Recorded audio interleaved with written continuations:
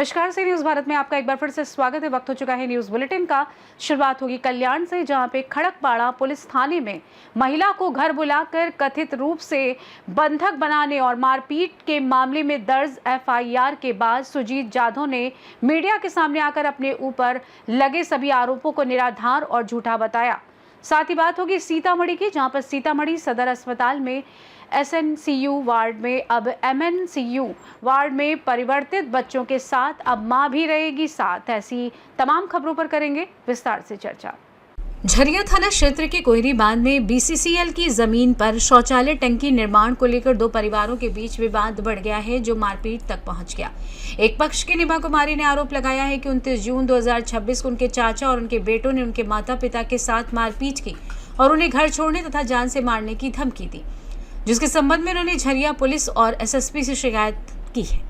हालांकि अभी तक कोई कार्रवाई नहीं हुई है और मामला न्यायालय में विचाराधीन बताया जा रहा है। दूसरे पक्ष के चमन लाल का कहना है कि निभा कुमारी बीसीसीएल की जमीन पर अवैध कब्जा कर घर और शौचालय बना रही हैं और विरोध करने पर फंसाने व शादी का कार्यक्रम रोकने की धमकी दी जा रही है। साथ ही उन्होंने जमीन को सार्वजनिक बताते हुए बीसीसीएल एरिया 9 कार्यालय में भी आवेदन दिया है। आइए जानते हैं प्रथम पक्ष निभा कुमारी और दूसरी पक्ष चमन लाल का क्या कुछ कहना है।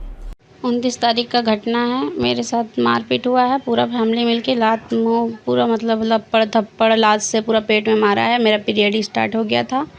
उसके बावजूद हम पीएमसीएच में जाके अपना इलाज करवाए हैं और केस किए हैं। कौन मारा? मेरे चचेरे भाई, चाचा, चाची, सब लोग मिलके फैमिली, फुआ की बेटी की बेटी, मतलब पूरा फैमिली मिलके मारा है हमको। क्यों मारा? क्या कारण था? कारण ये है कि हम अपने मम्मी पापा के साथ अकेले रहते हैं। मेरे दोनों भाई दिल्ली में, मम्मी पापा हम पालन पोषण के लिए बाहर रहता है। अकेला पाके ये लोग कहता है तुम लोग भी यहाँ मत रहो, तुम लोग यहाँ चले जाओ, तुम लोग यहाँ रहने नहीं देंगे, तुम लोग यहाँ रहेगी या तो तुम लोग को इसी ज़मीन में गड़ के मार देंगे या तो फिर यहाँ से सही से चले जाओ। इससे पहले भी मेरे साथ घटना हो चुका है, मारपीट हुआ है, हम न्यायालय में दिए हैं। उसका मैं केस अभी चालू नहीं हुआ है, चल रहा है। वो कहता है केस उठाओ, ना तो फिर चाकू दिखाते हुए हमको धमकी दिया, मारा पीटी करने लगा। नहीं, जब हम उसके विरुद्ध में बोले तो उसके बाद मारपीट करते हुए हमको ये लोग पूरा लात मुँह पूरा मारा, इतना मारा कि हम सीरियस हो गए, बेहोश हो गए। विवाद कुछ का नहीं है, बस इसका इन लोग का कहना है कि यहाँ नहीं रहने देंगे, यहाँ तुम्हारे मम्मी पापा का कोई हक नहीं है, तुम लोग यहाँ से जैसे गई थी वैसे चले जाओ, अब नहीं रहने देंगे, तुम लोग का यहाँ कोई हिस्सा नहीं है, कुछ भी नहीं है। और इन लोग का ज़्यादा ये है कि हम अपने मन से शादी किए हैं। उन लोग का कहना तुमको यहाँ नहीं रहने देंगे। आपने थाना में लिख के दिया, क्या कुछ हुआ? थाना में लिखने के बाद थाना में हम 5 महीना से दौड़ रहे हैं। थाना फ़ोन भी करने के बावजूद थाना वाला कोई नहीं सुनता है मेरा। 29 तारीख को मारपीट हुआ, 29 तारीख को मारपीट हुआ। हम सीरियस पोजीशन में, हम टोटो से मेरी मम्मी हमको यहाँ लेके गई थी, पूरा सीरियस से ब्लडिंग चल रहा था। उसके बावजूद उन लोगों से कोई आके ये भी नहीं देखा कि लड़की के साथ क्या हुआ है, नहीं हुआ। एक बार हम देखे, सिर्फ इतना कहा गया मेरी मम्मी से आवेदन लिख के दीजिए। मम्मी जब देखी मेरी बेटी बहुत ज़्यादा सीरियस है, फिर लेके पीएमसीएच चली गई। मेरा नाम निभा कुमारी।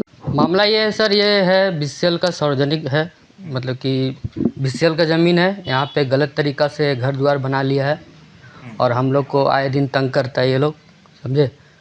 और जब कुछ हम लोग जब से रोकते टोकते हैं तो ये लोग थोड़ा सा अल्टर टाइप का आता है, लड़ाई झगड़ा करने लगता है, गाली गलम भी करने लगता है और धमकी भी देता है कि हम ऐसे हैं वैसे हैं, ये कर देंगे, फंसा देंगे, शादी नहीं होने देंगे। अभी मेरा भाई का हाल फिलहाल ये वीडियो बने हैं, जॉब बने हैं, मेरा छोटा भाई है नितेश चौहान, तो उनको बोलता है कि शादी नहीं होने देंगे। यही 11 तारीख को उनका शादी है।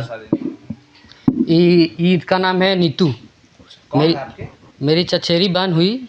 हाँ, पारिवारिक विवाद है। प्लस इसमें क्या है, इसमें सबका है, हम लोग का सबका है, मगर एक तरफा ये लोग सोच रही है कि खुद चल करें और शादी ब्याह ना होने दें और हम लोग से लड़ाई पीट करते रहती है। पूरा मोहल्ला आप लोग के साथ में है? मोहल्ला पूरा हम लोग का साथ में सपोर्ट में है। तो बीसीसीएल को भी आप लिख के देते? बहुत कुछ दिए हैं सर, बहुत कुछ दिए हैं, थाना में दिए हैं 3-4 बार।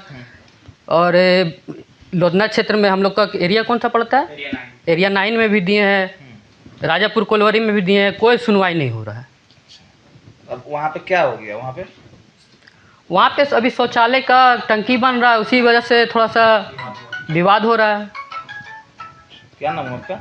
मेरा नाम हुआ चमन लाल। धनबाद से सीनियर संवाददाता सिंधु कुमार की रिपोर्ट। हजारीबाग के बरही थाना क्षेत्र में पुलिस ने बड़ी कार्रवाई करते हुए मुर्गी फार्म की आड़ में चल रहे अवैध डोडा तस्करी के नेटवर्क को भंडाफोड़ किया है। छापेमारी के दौरान 47 बोरों में भरे करीब 697 किलोग्राम डोडा बरामद किया गया, जिसकी अनुमानित कीमत 25 लाख रुपए से अधिक बताई जा रही है। गुप्त सूचना के आधार पर पुलिस ने धमना गांव स्थित एक मुर्गी फार्म के पास बने कमरे में छापेमारी की, जहां भारी मात्रा में डोडा रखा मिला। पुलिस के पहुंचने से पहले आरोपी मौके से फरार हो गए। मामले में बंगाली साव उर्फ बबलू साव और सुनील राणा को नामजद करते हुए एनडीपीएस एक्ट के तहत मामला दर्ज किया गया है। पुलिस का कहना है कि ये खेप दूसरे राज्यों में भेजी जानी थी। अब पूरे तस्करी नेटवर्क और इसमें शामिल अन्य लोगों की तलाश की जा रही है। इस कार्रवाई का नेतृत्व एसडीपीओ राधा प्रेम किशोर और थाना प्रभारी विनोद कुमार ने किया।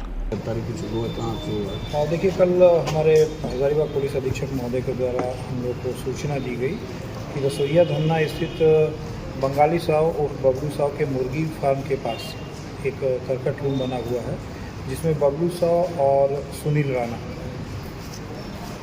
के द्वारा जो है अवैध डोडा का भंडारण किया गया है और अवैध व्यापार करने के नियत से। और उसके बाद हम लोग हमारे नेतृत्व में एक टीम का गठन किया गया, जिसमें पुलिस निरीक्षक सह थाना प्रभारी बरही, पुलिस अवर निरीक्षक सुमित साव, कपुल नाग और सुशील कुमार और हमारे साथ जो सशस्त्र बल और चालक दल जो हमारे थे, उनके साथ हम लोग जगह पे गए। वहाँ जब हम लोग पहुँचे तो वहाँ हम लोगों ने देखा कि एक कमरा जो है वो बंद पड़ा हुआ, उसमें ताला लगा हुआ है। तो संबंधित व्यक्ति जिसका घर था उसको बुलाने, बंगाली साहब के उसको उनको सूचित, उनके घर परिवार के लोगों को सूचित किया गया कि आप आएँ, आपके घर का ताला खोलें। जब वो नहीं आए तो स्थानीय जो हमारे वहाँ के जनप्रतिनिधि और स्थानीय लोग थे, उन लोग के सामने रूम को खुलवाया गया, ताला तोड़ा गया। उसके बाद अंदर जब देखा गया तो काफ़ी मात्रा में लगभग 47 बोरा जो हम लोगों ने जब्त किया डोडा को वहाँ पे पड़ा हुआ था, बोरा में रखा हुआ था और उसका वजन हम लोगों ने वहाँ करवाया तो 697 किलो लगभग। इसमें किन्हीं की गिरफ्तारी अभी तक गिरफ्तारी नहीं हुई है। जो नाम जो आया है और संदिग्ध व्यक्तियों का जो नाम आया है उसके हिसाब से इसमें मकान मालिक का बिल्कुल स्वाभाविक सी बात है कि जिसके घर में रखा हुआ और ताला बंद है तो बिना संदिग्धता के तो रख ही नहीं सकता बिना उनकी सहमति के। क्या पहले से ही मैंने तस्कर थे इस लाइन में? देखिए, उस संदर्भ में हम लोग छानबीन कर रहे हैं कि इनका क्या आपराधिक इतिहास का। सर, बाजार का मूल्य कितना होता है? क्या दाम कितना होता? डिपेंड करता है जगह जगह पर। लगभग अगर केजी के हिसाब से देखें तो 1500, कहीं 1500 है, कहीं 2000 रुपये केजी। आप बताएं 47 होगा, 47 होगा कि क्या वजन छोटा बड़ा है या कुछ छोटा है, कुछ बड़ा है, अलग अलग आकार का जो बोरा है। 697 किलो। क्या ऐसा भी सूचना था कि यहाँ से डोडा आके यहाँ खपत नहीं होता, कहीं न कहीं ले जाया जाता, कहाँ ले जाया जा रहा था, कहाँ से लाया गया था? ये हम लोग जानकारी एकत्रित कर रहे हैं, उसके बाद ये मुझे बताएंगे। क्योंकि वो जो स्पष्ट ये है कि अवैध व्यापार करने के नियत से वहाँ पे रखा है। हजारीबाग से सीनियर संवाददाता राहुल राणा की रिपोर्ट। जौनपुर में पूर्व मुख्यमंत्री अखिलेश यादव का जन्मदिन जफराबाद बाईपास पर मछली शहर सांसद प्रिया सरोज और तूफानी सरोज के नेतृत्व में धूमधाम से मनाया गया, जहां कार्यक्रम के दौरान नेताओं ने सरकार पर तीखे आरोप लगाए और 2027 में परिवर्तन का आह्वान किया।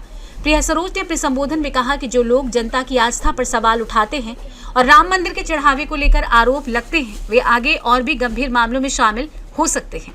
इसलिए ऐसी सरकार को 2027 में हटाने की जरूरत है।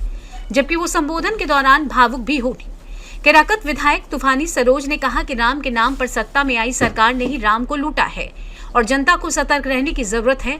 कार्यक्रम में डॉक्टर अवधनाथ पाल ने कार्यकर्ताओं से अभी से चुनाव की तैयारी में जुटने की अपील की, जबकि डॉक्टर सरफराज खान ने कहा कि अल्पसंख्यकों का हित समाजवादी पार्टी में सुरक्षित है।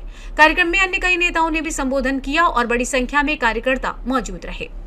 जानपुर से सी न्यूज संवाददाता कृपा शंकर यादव की रिपोर्ट। खड़कपाड़ा पुलिस थाने में महिला को घर बुलाकर कथित रूप से बंधक बनाने और मारपीट के मामले में दर्ज एफआईआर के बाद सुजीत जाधव ने मीडिया के सामने आकर अपने ऊपर लगे सभी आरोपों को निराधार और झूठा बताया है।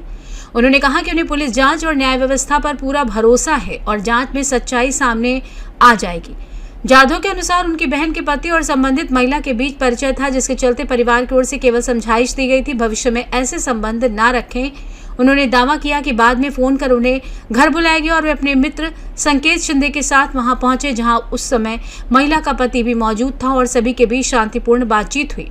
किसी प्रकार की मारपीट नहीं हुई और साथ ही उन्होंने ये भी कहा कि शुरुआत में महिला ने केवल एनसी दर्ज कराई थी और बाद में राजनीतिक दबाव के कारण एफआईआर दर्ज की गई, जबकि पुलिस की ओर से दर्ज एफआईआर के आधार पर मामले की जांच जारी है। जय शिवराय, जय भीम। मी सुजित अनंत जाधव। 30 तारखेला जो गुन्हा दाखल झालेला आहे माझ्यावरती, ज्या महिलेने जो गुन्हा दाखल केलेला आहे तो संपूर्ण खोटा आहे। जो 30 तारखेला गुन्हा दाखल झालेला आहे खडकपाडा पोलीस ठाण्यात, एका महिलेने खोट्या सांगण्यावरून राजकीय दबावापोटी जो काही गुन्हा नोंदवला आहे तो निंदनीय आहे आणि माझ्या त्या गुन्ह्याशी एकही काहीही संबंध नाही आहे।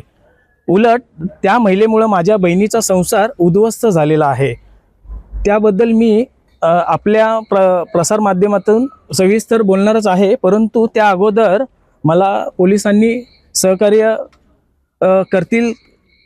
तपासासमोर जे काही येईल त्याला मी सामोरे जायला तयार आहे आणि मला न्याय व्यवस्थेवरती संपूर्ण विश्वास आहे। माझ्यावरती जे काही खोटे आरोप दाखल झालेले आहेत राजकीय दबावातून, ते न्याय व्यवस्थेवरती मला विश्वास असल्यामुळे मला न्याय मिळेल आणि खडकपाडा पोलीस स्टेशन असेल किंवा अजून पोलीस प्रशासन असेल त्यांनी योग्य ती कारवाई करावी आणि मला योग्य तो न्याय द्यावा।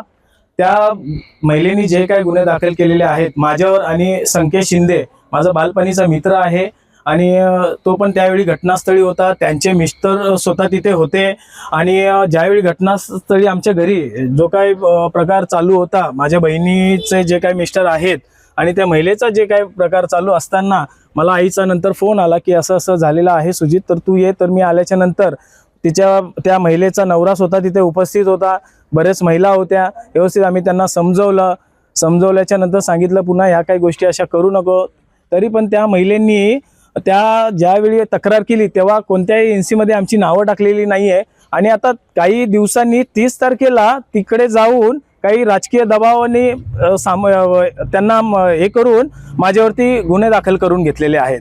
न्याय व्यवस्थेवरती मी संपूर्ण माझा विश्वास आहे आणि लवकरच मला न्याय मिळेल। बाकी मी नंतर बोलणारच आहे।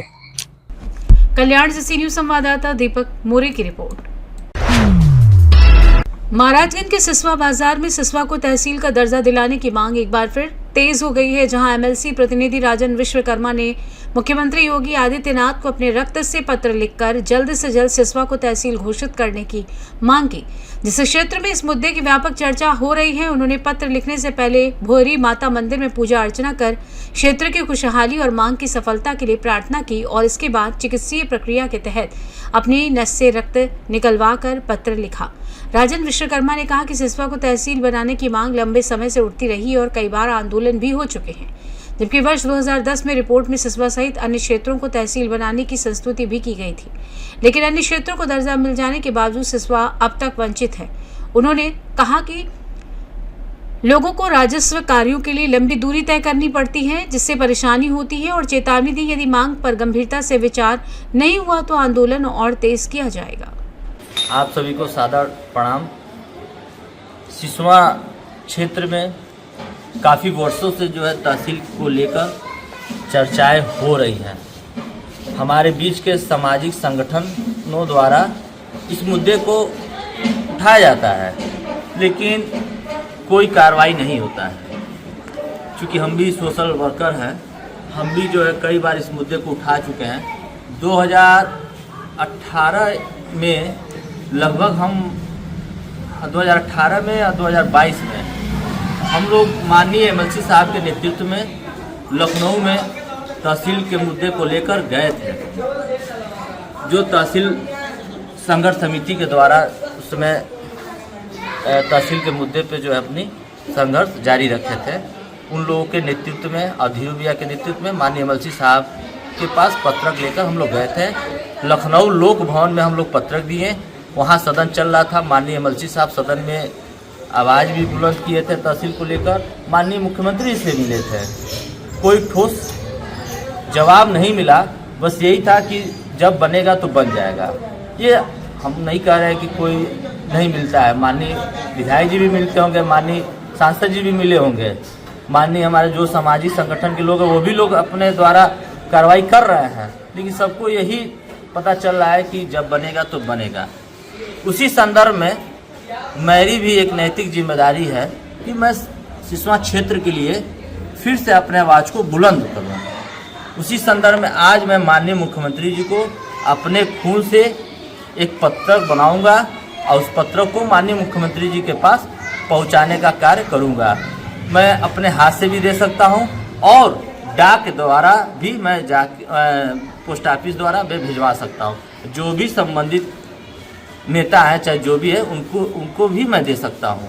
किसी भी तरह से माननीय मुख्यमंत्री जी के पास हमारी आवाज़ को पहुंचाना है, ये हमारा कार्य है जो तहसील के मुद्दे पे रहेगा।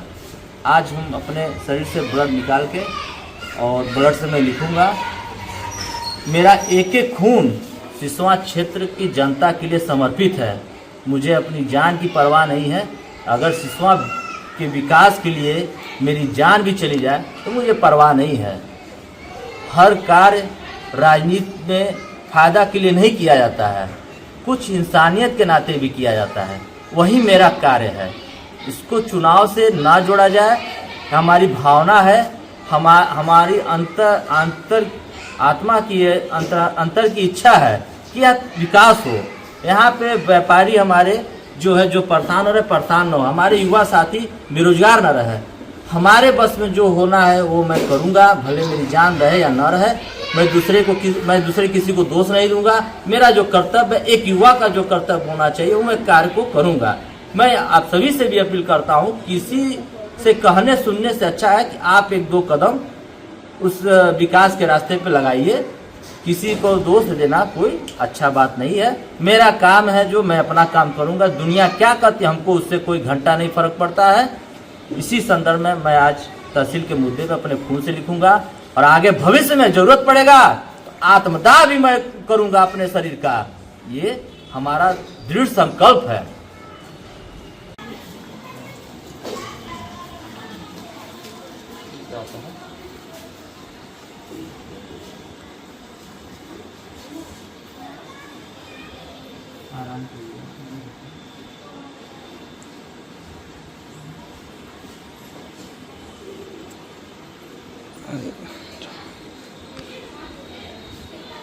शरीर का खून हमारे सिसवा क्षेत्र के विकास के लिए समर्पित था, है और आगे भी रहेगा।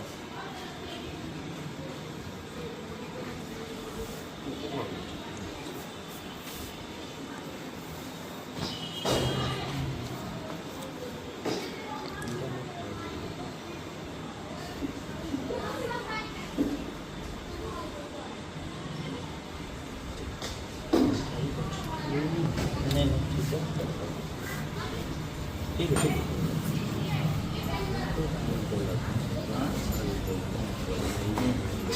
हटा दीजिए। क्या ये अच्छा अच्छा लिखिए।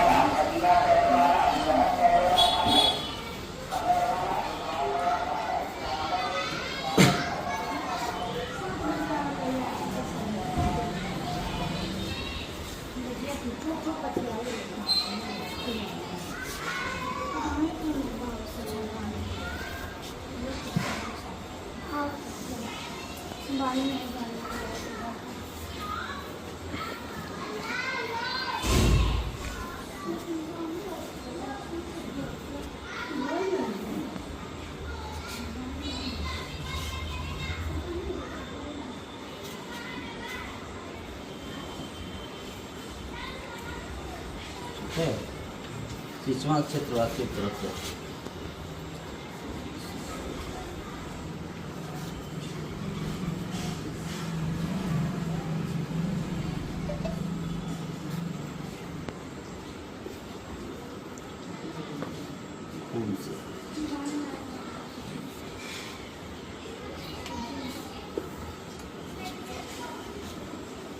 बस ठीक है, डेट लिखा जाए आज कितना देर तारीख का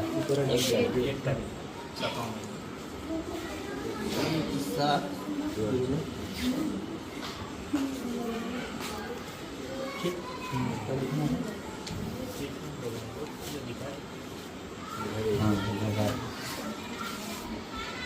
ये हमारे खून से लिखा गया है पत्र 1/7/2026। माननीय मुख्यमंत्री जी तहसील बनाकर सिसवा वासियों के मांगों को पूरा करें जो वर्षों से मांगा जा रहा है। सिसवा क्षेत्रवासियों के खून से ये पत्र लिखा गया है। आगे भी जो हमारे तरफ से लड़ाई लड़नी होगी मैं लड़ूंगा, मैं आत्मदाह देने तक का प्रयास करूंगा, क्योंकि शासन प्रशासन और जो भी संबंधित इसके नेता है चाहे अधिकारी हैं उनके कान तक ये बात जाए कि धरना प्रदर्शन मांग बहुत हो चुका, इससे अच्छा अपने प्राण को ही त्याग दिया जाए। क्योंकि जो है जब सिसवा में विकास ही नहीं होगा तो हमारे जैसे लोग नेतागिरी समाज सेवी करके क्या करेंगे? जब इन युवाओं का भविष्य नहीं रहेगा क्या मतलब है? हम किसको लेकर समाज सेवा करेंगे जब कोई यहाँ अधिकारी नहीं बैठेगा, जब कोई यहाँ पे बड़ा व्यापार नहीं होगा, कौन हमारी बातों को सुनेगा? हमको केवल राजनीति नहीं करना, हमको समाज में ऐसा काम करना है कि जो समाज के हित के लिए हो। हमको किसी से बहुत अच्छा नहीं बनना है, हम बुरा ही ठीक है लेकिन उनका भला हो। हम एक इंसान हैं, इंसानियत के रूप में हम सबका विकास करना चाहते हैं, सबकी मदद करना चाहते हैं। हमारी बस यही सोच है। हम माननीय मुख्यमंत्री जी से आग्रह करेंगे, ये हमारा लड़ाइयों में यह हमारा अगला संघर्ष है। इसके बाद का महाराजगंज से सी न्यूज संवाददाता मनीष कुमार कन्नौजिया की रिपोर्ट। मुरादाबाद में आयुष्मान भारत योजना के एक लाभार्थी ने निजी अस्पताल पर आयुष्मान कार्ड स्वीकार न करने और इलाज के नाम पर पैसे मांगने का आरोप लगाया है। पीड़ित ने मुख्य चिकित्सा अधिकारी से शिकायत कर कार्रवाई की मांग की है। जाहिदपुर सीकमपुर निवासी फिरासत का आरोप है कि 28 जून को वो उपचार के लिए एक निजी ऑर्थोपेडिक अस्पताल में भर्ती हुआ था। अस्पताल ने पहले आयुष्मान कार्ड पर इलाज का भरोसा दिया, लेकिन बाद में इलाज और दवाइयों के नाम पर पैसे मांगने लगा। परिवार द्वारा आयुष्मान कार्ड दिखाने पर भी अस्पताल ने योजना के तहत इलाज करने से इनकार कर दिया।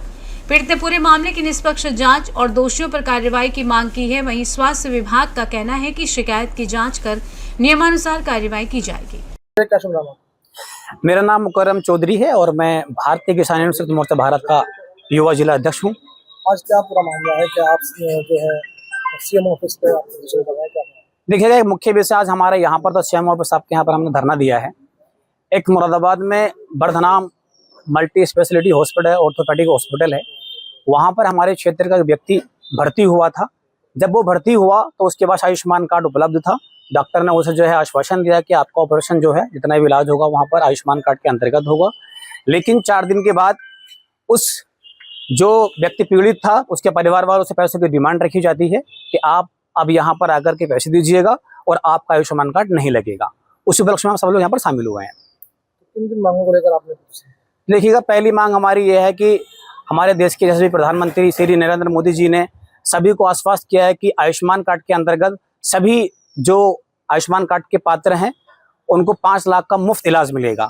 जब देश के प्रधानमंत्री जी यहाँ पर हर किसी व्यक्ति को 5 लाख का इलाज मुफ्त कर रहे हैं तो अस्पताल वाले अपने मनमाए इलाज क्यों करा रहे हैं? आयुष्मान कार्ड होने के बावजूद भी वो पैसों की डिमांड क्यों कर रहे हैं?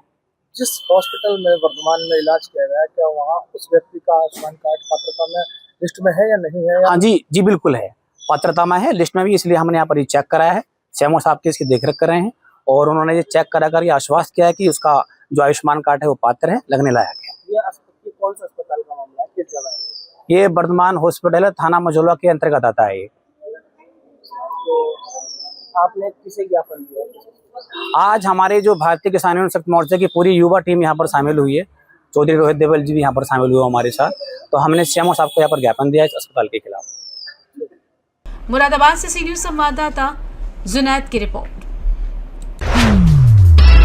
पूरनपुर स्थित द वर्डेड पब्लिक स्कूल में गुरुवार को पेरेंट्स काउंसलिंग सेमिनार के प्रथम चरण का आयोजन कक्षा NC से कक्षा 3 तक के विद्यार्थियों के अभिभावकों के लिए सफलतापूर्वक किया गया, जिसका उद्देश्य बच्चों के समग्र विकास, शिक्षा, नेतृत्व क्षमता, तार्किक सोच और भावनात्मक सुदृढ़ता के प्रति अभिभावकों को जागरूक करना था। कार्यक्रम में चेयरमैन मोहम्मद अरशद हुसैन खान ने कहा कि बच्चों के व्यक्तित्व निर्माण में अभिभावकों की सक्रिय भागीदारी जरूरी है। केवल विद्यालय भेजना पर्याप्त नहीं, जबकि प्रबंध निदेशक मोहम्मद असद हुसैन खान ने प्रतिस्पर्धी युग में शैक्षणिक शिक्षा के साथ संस्कार, आत्मविश्वास और सकारात्मक सोच के महत्व पर जोर देते हुए विद्यालय से निरंतर संवाद बनाए रखने की अपील की। प्रधानाचार्य देवेंद्र कौर ने भी बच्चों के शैक्षणिक, भावनात्मक, सामाजिक और नैतिक विकास पर समान ध्यान देने की आवश्यकता बताई। इस दौरान अभिभावकों ने बच्चों की पढ़ाई, व्यवहार, अनुशासन और करियर से जुड़े प्रश्न पूछे, जिनका चेयरमैन ने विस्तार से उत्तर देकर समाधान किया। कार्यक्रम में अंकित जायसवाल, अनीस खान, स्वतेश दीक्षित, शिवम वर्मा सहित शिक्षकगण और बड़ी संख्या में अभिभावक उपस्थित रहे। पीलीभीत से सी न्यूज संवाददाता हैदर खान की रिपोर्ट। रत्नागिरी जिले के खेड़ तालुका में मानसून पूरी तरीके से सक्रिय है और लगातार हो रही बारिश से जनजीवन प्रभावित होने लगा है। पिछले 24 घंटों में तालुका में 85 मिलीमीटर वर्षा दर्ज की गई है। लगातार बारिश के कारण क्षेत्र के नाले और छोटे जल स्रोत उफान पर हैं, जबकि जगबुडी नदी का जलस्तर बढ़कर 4.60 मीटर तक पहुंच गया है। कई स्थानों पर लगातार बारिश का दौर जारी है, जिससे प्रशासन ने नागरिकों को सतर्क रहने की सलाह दी है। प्रशासन ने विशेष रूप से लोगों से अपील की है कि वे नदियों, नालों और तेज बहाव वाले जल स्रोतों के पास न जाएं तथा मछली पकड़ने या अन्य किसी कारण से पानी में उतरने से बचें। राजस्व और आपदा प्रबंधन विभाग स्थिति पर लगातार नजर बनाए हुए हैं। अधिकारियों ने नागरिकों से प्रशासन द्वारा जारी सभी सुरक्षा निर्देशों का पालन करने और अनावश्यक जोखिम से बचने की अपील की है। रत्नागिरी से सी न्यूज संवाददाता सागर कदम की रिपोर्ट। रत्नागिरी जिले के लांजा तालुका स्थित रत्नागिरी मुंबई गोवा राष्ट्रीय राजमार्ग के विरल घाट में एक बार फिर भूस्खलन की घटना सामने आई है। इस मानसून सीजन में इस घाट क्षेत्र में भूस्खलन की ये लगातार तीसरी घटना है, जिससे वाहन चालकों की चिंता बढ़ गई है। मुंबई की ओर से जाने वाले मार्ग पर मलबा गिरने से कुछ समय के लिए यातायात प्रभावित हुआ।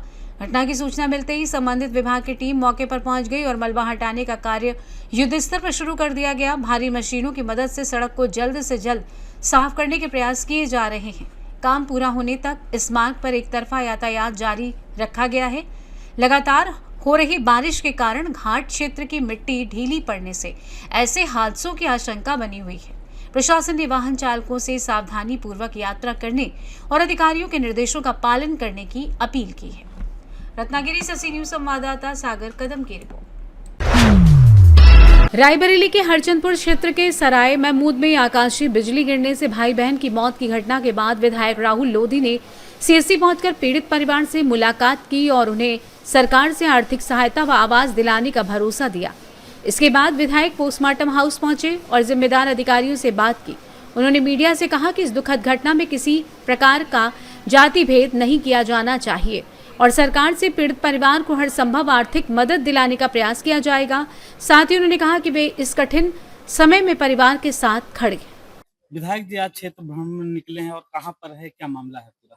देखिए, अभी कल ही की घटना है हमारे क्षेत्र मिर्जापुर में सराय महमूद में आकाशीय बिजली गिरने से 2 मासूम बच्चों की, उनकी उम्र 8 साल अभिषेक और 6 साल अंजलि, जो कि खेत का काम हमेशा मम्मी पापा के साथ करते थे।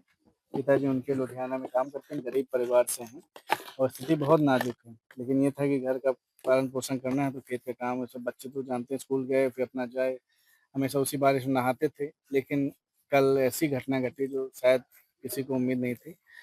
आकाशीय बिजली गिरने से दोनों बच्चों का आकस्मिक मृत्यु हो गई, जिसमें हम लोग तत्काल जैसे सूचना मिली सीएससी अस्पताल पहुंचे।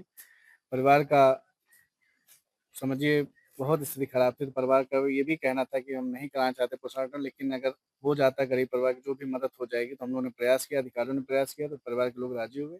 और आज होना था, कल ही वो पोस्टमार्टम होना था, लेकिन पिताजी नहीं आए थे। सुबह जैसे आए हैं और हम लोग सुबह अधिकारियों के संपर्क में थे। डीएम मैम से सुबह ही बात हुई, तो जितनी जल्दी हो सके काम आज हो गया है। पोस्टमार्टम वहीं पे आए हैं और शाम तक कागज पहुंच जाएंगे और कल तक प्रोसेस चालू हो जाएगा। उम्मीद है कि इसी हफ्ते 10 दिन के अंदर इनको जो भी लाभ, पारिवारिक लाभ है मिल जाए, सरकारी आवास की मिल जाए और इस बात को हम लोग प्रकरण में अभी डीएम मैम से मिलेंगे और मुख्यमंत्री जी से मिलेंगे कि इनके परिवार की 20 लाख रुपए की मदद करें और जितना हो सके, क्योंकि बहुत अभी छोटा बच्चा, एक बच्चा और है और परिवार की हालत बेहद नाजुक है। और बच्चों की उम्र क्या थी? एक की 6 साल थी, एक की 8 साल थी।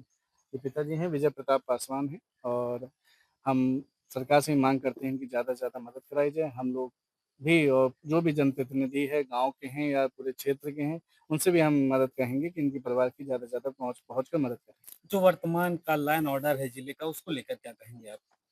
इस प्रकरण को लेकर जी, इस प्रकरण है और बहुत सारे देखिए, मामले हैं। लॉ एंड ऑर्डर जो जैसा चल ही रहा है सरकार में, आप जानते हैं कैसा चल रहा है, लेकिन सरकार यहाँ के अधिकारी अपने तरीके से सारा काम कर रहे हैं। जो भी हो सकता है वो अपने बढ़ चढ़ के काम कर रहे हैं। जहाँ भी प्रयास रहेगा वो समाज सेवा करें और इसमें जाति ना देखें, इसमें कोई पार्टी बंदी ना देखें, इसमें कोई ऐसा काम ना देखें। बस ये देखें इंसानियत के नाते सारे काम करके और उनको परिवार को लाभ दिलाने का काम। रायबरेली से सी न्यूज संवाददाता वीरेंद्र साहू की रिपोर्ट। ठाकुरद्वारा में पहली बार पहुंचे भाजपा के राज्य उपाध्यक्ष राजेश यादव का विभिन्न स्थानों पर भव्य स्वागत किया गया, जहां पूर्व जिला अध्यक्ष राजपाल सिंह चौहान के लक्ष्य फार्म हाउस, तिकोनिया पार्क और अन्य स्थानों पर कार्यकर्ताओं ने उनका जोरदार अभिनंदन किया। कार्यक्रम के दौरान पूर्व विधायक विजय कुमार यादव और उनके पुत्र अजय यादव ने भी राजेश यादव का स्वागत करते हुए उन्हें फूलों का गुलदस्ता, राधा कृष्ण की प्रतिमा और तलवार भेंट की। इसके बाद वे व्हाइट हाउस में आयोजित जनसभा में पहुंचे, जहां भाजपा कार्यकर्ताओं ने फिर से उनका स्वागत किया। जनसभा को संबोधित करते हुए राजेश यादव ने डॉक्टर श्यामा प्रसाद मुखर्जी के जीवन और उनके योगदान पर प्रकाश डाला और कार्यकर्ताओं से उनके आदर्शों पर चलने की अपील की। उन्होंने कहा कि जम्मू कश्मीर से धारा 370 हटाना डॉक्टर मुखर्जी के सपनों की पूर्ति है और उनके बलिदान को भाजपा हमेशा याद रखेगी। उनके संबोधन के बाद कार्यकर्ताओं ने संगठन को मजबूत करने और एकजुट होकर रहने की बात कही। सर, आज ठाकुरद्वारा में आज जो है भाजपा के प्रदेश उपाध्यक्ष आपके निवास पर पधारे हैं, क्या मामला है? भाई मामला कुछ नहीं है, वो हमारे भाई हैं और भारतीय जनता पार्टी और राष्ट्रीय लोकदल एनडीए का हिस्सा है, तो वो उनको एक बड़ी जिम्मेदारी मिली है और हम उनसे प्यार करते हैं, लगाव रखते हैं और एनडीए का हिस्सा होने के नाते उन्होंने हमें यहाँ आकर के अपनी सेवा करने का मौका दिया, तो मैं उनको बधाई देता हूँ कि भगवान उनको आगे और ऊंचाइयों तक पहुँचाए। सर, आपके द्वारा जो है प्रदेश उपाध्यक्ष जी का फूल मालाओं से जो है और ढोल नगाड़ों के साथ स्वागत किया गया है, इसमें आपके साथ क्षेत्र के प्रधानों का जन सैलाब भी उमड़ा है, इनके विषय में क्या कहना चाहिए? देखिए, माननीय प्रदेश उपाध्यक्ष जी राजेश यादव जी आज ठाकुरद्वारा मेरे निवास पर आए।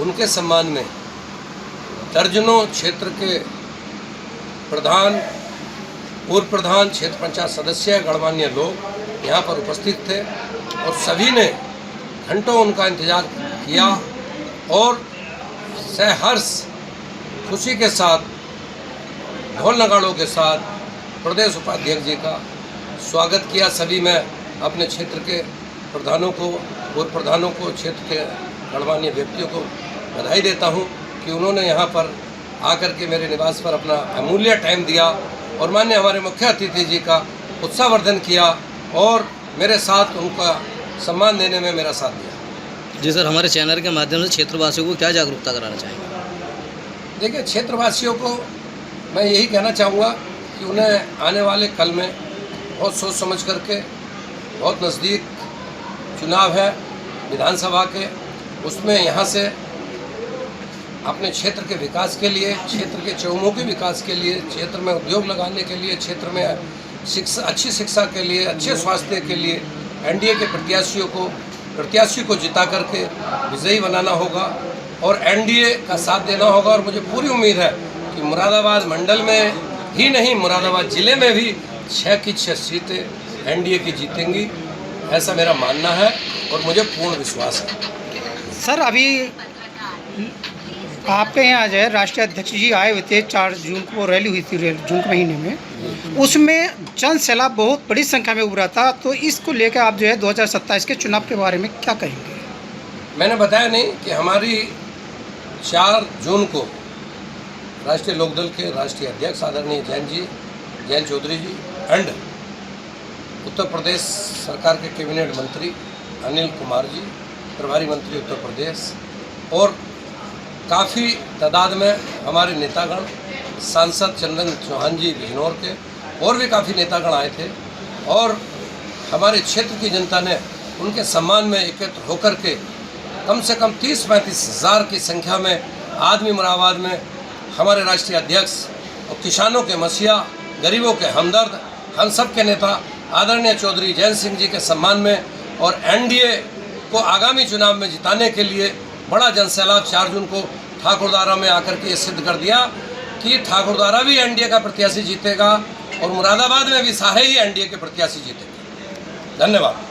सर, आप ठाकुरद्वारा पधारे हैं, ठाकुरद्वारा आने का क्या महसूस किया? डॉक्टर श्यामा प्रसाद मुखर्जी स्मृति पखवाड़ा पार्टी मना रही है और उनके जीवन के विषय में, उनके जीवन के बहुत सारे आयाम थे, उनके जीवन के विषय में समाज को, पार्टी को पता चले। वास्तव में उनका बहुत बड़ा व्यक्तित्व था। जम्मू कश्मीर की धारा 370 हटाने के लिए उन्होंने अपना बलिदान दिया और इतना बड़ा महान व्यक्तित्व जिन्होंने भारतीय जनता पार्टी से पूर्व जो जनसंघ था उसकी स्थापना की, ऐसे महान नेता जो देश की उद्योग नीति आज चल रही है वो उनकी ड्राफ्ट की हुई है, उनकी बनाई हुई है। तो ऐसे महान नेता के जीवन चरित्र के बारे में, उनके बलिदान के विषय के बारे में, उनका त्याग और तपस्या के बारे में सभी को पता चले, यही इसका उद्देश्य है। भारतीय जनता पार्टी की तरफ से जो है काफ़ी उम्मीदवार यहाँ पर उतर रहे विधानसभा ठाकुरद्वारा से, तो इस विषय में क्या कहना चाहिए? अरे ये तो अच्छी बात है। ये तो बीजेपी की प्रसिद्धि का पैमाना है कि हमारे यहाँ 10-10, 20-20 लोग टिकट मांग रहे हैं। ये तो हमारी, अरे बहुजन समाज पार्टी का कौन टिकट मांग रहा बताए? पता और किस पार्टी का मांग रहा है? कोई राज्य भर का मांग रहा है यहाँ और किसी का मांग रहा है? ये तो बीजेपी की लोकप्रियता है कि हमारे यहाँ से बहुत लोग टिकट मांग रहे हैं और पार्टी जिसको टिकट देगी, भारतीय जनता पार्टी का प्रत्येक कार्यकर्ता उसी के लिए काम करेगा, केवल कमल के निशान के लिए। I am cadre based party, we are a cadre based party. Sir, जैसे कि एनडीए का गठबंधन है और यहाँ पर जो है राष्ट्रीय लोकदल और बीजेपी है, यहाँ किसकी उम्मीद की जा सकती है टिकट की? अरे भाई, ये तो सीट हमारी A+ सीट है। हम तो यहाँ पर विधायक हमारा रहा है, ऐसा थोड़ी है। तो ये सब भारतीय जनता पार्टी लड़ेगी। मुरादाबाद से सी न्यूज़ संवाददाता देश रतन सिंह चौहान की रिपोर्ट। सीतामढ़ी सदर अस्पताल में नवजात शिशुओं की बेहतर चिकित्सा सुविधा के लिए संचालित SNCU को अब MNCU में परिवर्तित कर दिया गया है और साथ ही लैक्टेशन मैनेजमेंट यूनिट की भी शुरुआत जिलाधिकारी रिचि पांडे द्वारा की गई। पहले SNCU में 0 से 28 दिन तक के कुपोषित नवजात बच्चों का इलाज रेडिएंट वार्मर और फोटोथेरेपी मशीनों के माध्यम से किया जाता था, जबकि उनकी माताओं को अलग वार्ड में रखा जाता था। लेकिन अब नए प्रावधान के तहत रेडिएंट वार्मर के पास ही मां के लिए भी बेड की व्यवस्था की गई है, जिससे मां और बच्चे को एक साथ रखा जा सके। चिकित्सा विशेषज्ञों के अनुसार मां और नवजात के साथ रहने से ऑक्सीटोसिन हार्मोन के कारण रिकवरी तेज होती है, स्तनपान बेहतर होता है, माँ बच्चे के बीच बॉन्डिंग मजबूत होती है।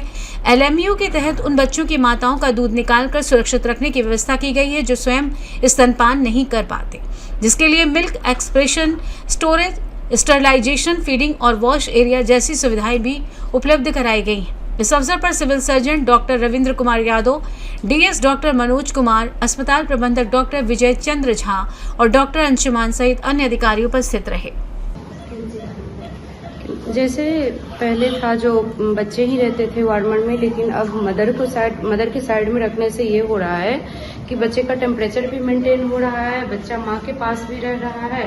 बच्चे जो सांस लेने में उसको बार बार प्रॉब्लम रहता है और ऑक्सीजन डिपेंडेंसी हो जाता है, वो भी ऐसे KMC देने से, माँ और बच्चे साथ रहने से वो सबसे अच्छा है कि वो इम्प्रूव होता है सबसे ज़्यादा। और माँ और बच्चे अटैच भी रहते हैं तो उसमें इमोशनल बॉन्ड भी बनता है। कई बार मदर को दूध भी नहीं हो पाता है बच्चे से अलग रहने से, लेकिन ऐसे में बॉन्ड रहने से मदर को ये भी होता है, बॉन्ड बनने से कई बार दूध नहीं होते रहता है तो वो भी होता है, बच्चे का जैसे ठंडा पड़ जाता है तो मेंटेन भी रहता है। सीतामढ़ी से सी न्यूज़ संवाददाता मुकेश यादव की रिपोर्ट। मुख्यमंत्री तीर्थ दर्शन योजना के तहत जिले के 196 श्रद्धालु शुक्रवार को वैष्णो देवी धाम की यात्रा के लिए रवाना हुए। पुराने कलेक्टर परिसर से 2 बसों को प्रशासनिक अधिकारियों और जनप्रतिनिधियों ने हरी झंडी दिखाकर विदा किया। रवानगी से पहले श्रद्धालुओं का पुष्पमालाओं से स्वागत किया गया और उन्हें शुभ यात्रा की शुभकामनाएं दी गई। इस मौके पर एसडीएम सत्येंद्र बेरवा, डिप्टी कलेक्टर आशंका अग्रवाल, नगर पालिका अध्यक्ष छाया जोशी सहित कई अधिकारी और जनप्रतिनिधि मौजूद रहे। प्रशासन ने यात्रियों की सुरक्षित और सुगम यात्रा की कामना करते हुए सभी आवश्यक व्यवस्थाएं सुनिश्चित की। 5 दिन की यात्रा है और 156 पूरे जिले से जा रहे हैं। इन खरगोन से भी है, 56 खरगोन से है, बाकी पूरे जिले से जा रहे हैं। और ये तीर्थ योजना के जिसमें माननीय मुख्यमंत्री जी यात्रा करवाने ले जा रहे हैं। जिनके माता पिता को अपने बच्चे तीर्थ नहीं करवाते हैं, वो बीड़ा हमारे मुख्यमंत्री जी ने उठाया है और उसमें सभी बदलाव है। योजना अंतर्गत आज खरगोन जिले से 196 यात्रियों को मां वैष्णो देवी के लिए रवाना किया गया है और जिला मुख्यालय खरगोन से भी 56 हितग्राही हैं जो आज 2 बसों के माध्यम से खंडवा रेलवे स्टेशन जाएंगे और वहां से मां वैष्णो देवी के दर्शन हेतु रवाना होंगे। तरफ से है मुख्यमंत्री योजना के तहत और वैष्णो देवी के दर्शन करके वापस लौटेंगे। हमारे साथ में पर्यवेक्षक श्री रघुवंशी जी है।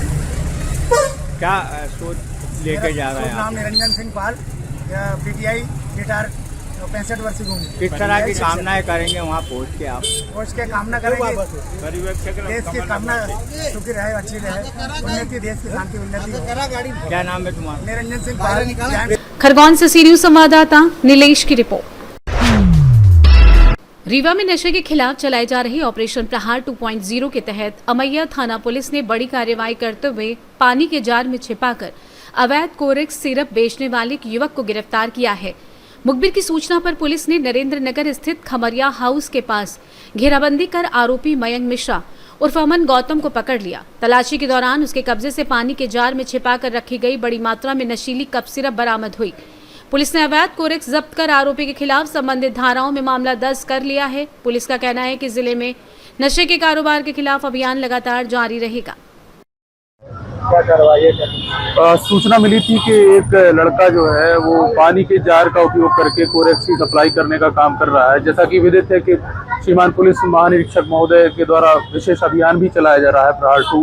उसी के तारतम्य में श्रीमान पुलिस अधीक्षक महोदय के निर्देशन में तत्काल टीम बनाकर घेराबंदी कर उसे पकड़ा गया है और उस पर आगे वैधानिक कार्रवाई करते हुए समुचित धाराओं में मुकदमा पंजीबद्ध करके उसे जेल भेजा गया। तो कैसे जानकारी मिली? जानकारी विश्वस्त सूत्रों से जानकारी मिली थी। काफी दिन से ये लड़का इस तरीके से आता है और सप्लाई करके चला जाता है। तो कई स्थानों पर पहले भी हमने ट्रैक किया था इसको, लेकिन आज हमें सफलता मिल गई। तो सर वो जान लेके घूमता था कि हाँ, पानी के जो जिस तरीके से पानी सप्लाई लोग करते हैं उसी तरीके से, या घर में ले जाने के बहाने या कोई उस पे ताकि उसको वॉच नहीं करे, इस हिसाब से उसने पानी के जार का यूज किया था। सर आरोपी का नाम? अमन गौतम आरोपी। रीवा से सी न्यूज संवाददाता अर्जुन तिवारी की रिपोर्ट। फिलहाल के लिए इस खास बुलेटिन में बस इतना ही। देश दुनिया की तमाम बड़ी खबरों को जानने के लिए जुड़े रहें सी न्यूज भारत के साथ। हर खबर आपके साथ, आपके हाथ।